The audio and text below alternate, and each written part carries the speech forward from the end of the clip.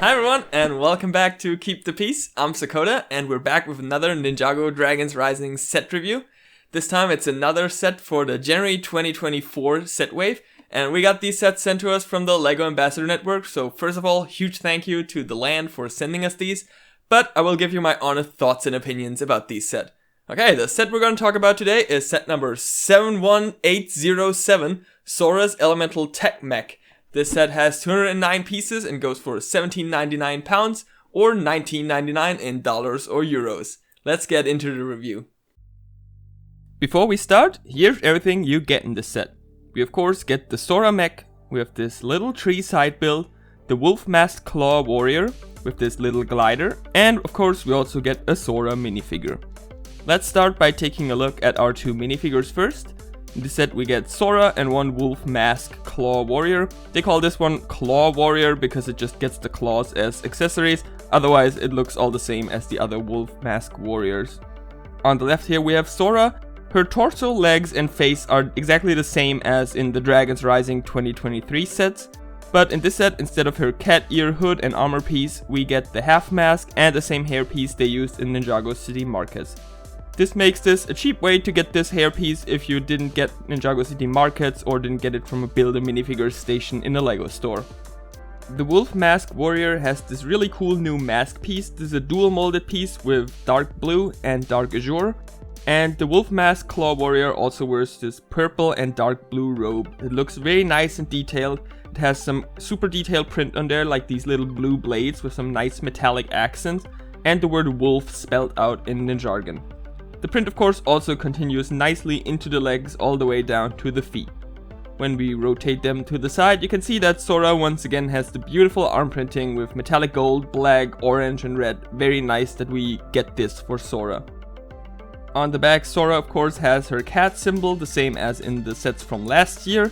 And the Wolf Mask Claw Warrior has this cool wolf head symbol that's kind of like in this swirl shape. Very nice symbol, I like it a lot. You can also see that the wolf mask itself has this molded in strap that goes over this dark azure back part, so it's definitely a mask and not a wolf head. When we remove some of the accessories, we get a better look at the printing, especially the face prints. Sora has a more calm look here, while the Wolf Mask Claw Warrior has this kind of mask under the mask with these Oni-like teeth in the front. You can also see the face a bit, so these are clearly humans.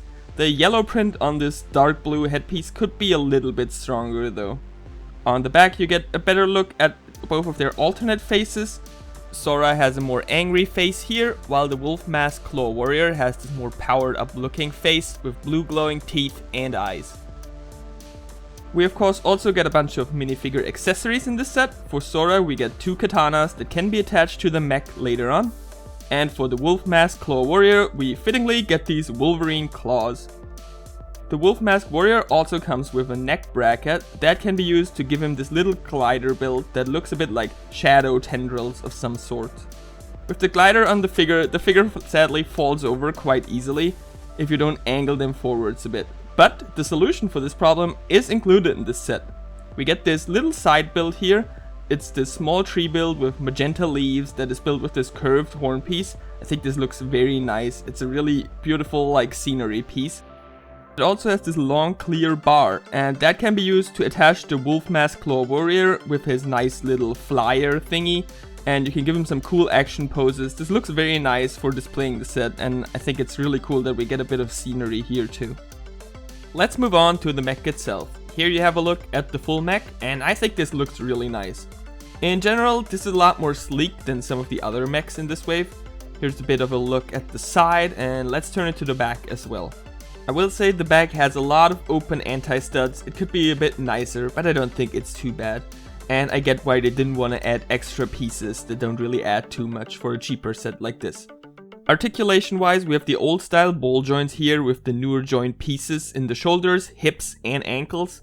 These have really good frictions, so you can get some really nice action poses with this set. Additionally, you can also pose the fingers, that's really cool. And what's especially awesome is you can rotate the waist around. This works with this new connector piece that kind of connects like these ratchet joints from the Knight's Kingdom sets, but it's in a 1x2 brick. We're gonna look at all of the details of the sets, of course, starting here on the feet. The foot build is quite simple. It's basically just a slope with some wedges on the sides here for some extra stability, with some golden details up here. And we have this little bar here in the back of the feet, which kind of limits the ankle articulation. I think this is so it stands up easier. The legs are just built around two SCCBS limb pieces. It's a quite simple limb design, and it has some extra trans pink details in here with some dark blue, as well as this slope up here to give the upper leg some more thickness. If we look at the back, it sadly looks quite a bit gappy from here. And because it uses the SCCBS pieces, there is of course no knee articulation in this. On the hip, we of course have another ball joint, which is covered up quite nicely with this new style armor piece in gold. This is a really cool piece with lots of great connection points. And it can be adjusted up and down because it's connected to a bar, and that way it doesn't get in the way of posing.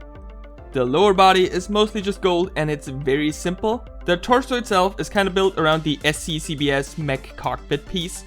It features this new printed round tile with this cool Dragons Rising kinda Source Dragon symbol.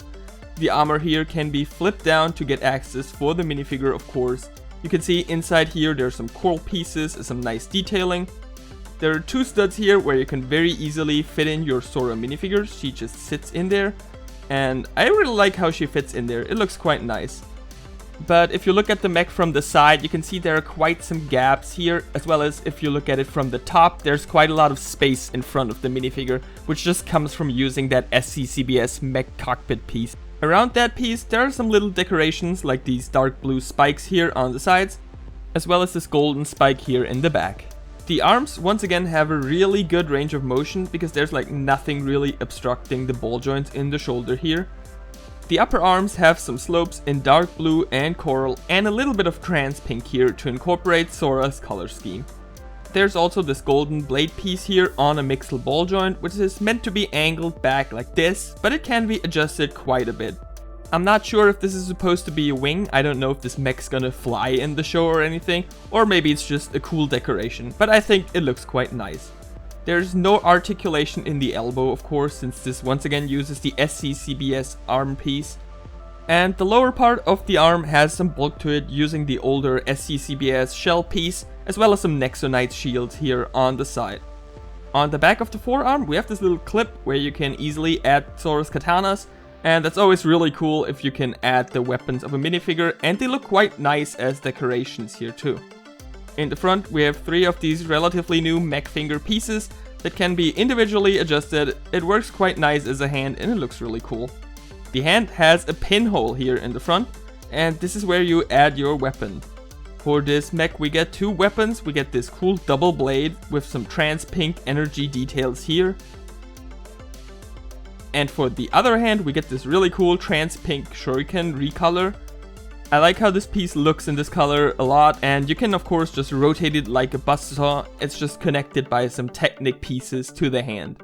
Like Kai's and Cole's mech in this wave, this mech can be customized by mixing and matching pieces from the other 2 mechs. So what you want to do here is you can just take off the arms and split the torso in half on that rotation point. You can see here's the part that connects the 2 halves. And then you can just get some parts from the other mechs. For example, here the lower half of Kai's mech, as well as maybe some arms from Cole's mech.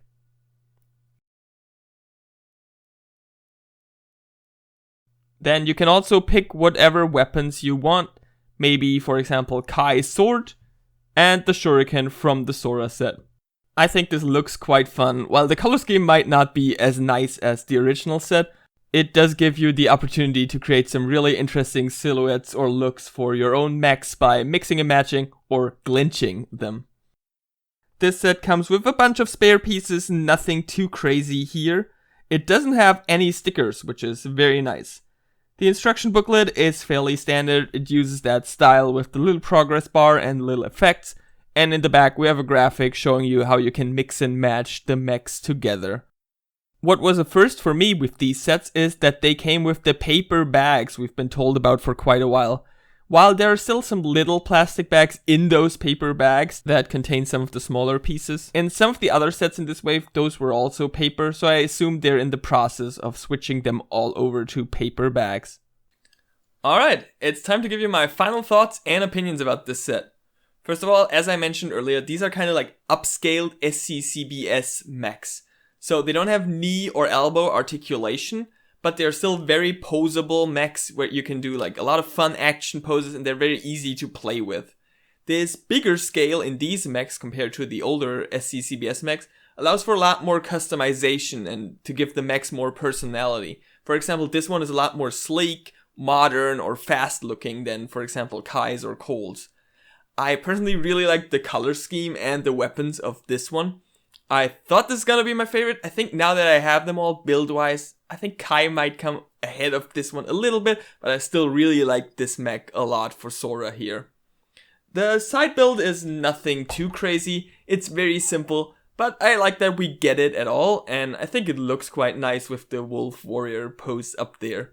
One thing I will say is that sadly we didn't get a new suit for Sora here. I wish that maybe we at least could have gotten a hairpiece that looks like her in the show, but I hope that's something that happens maybe later down the line.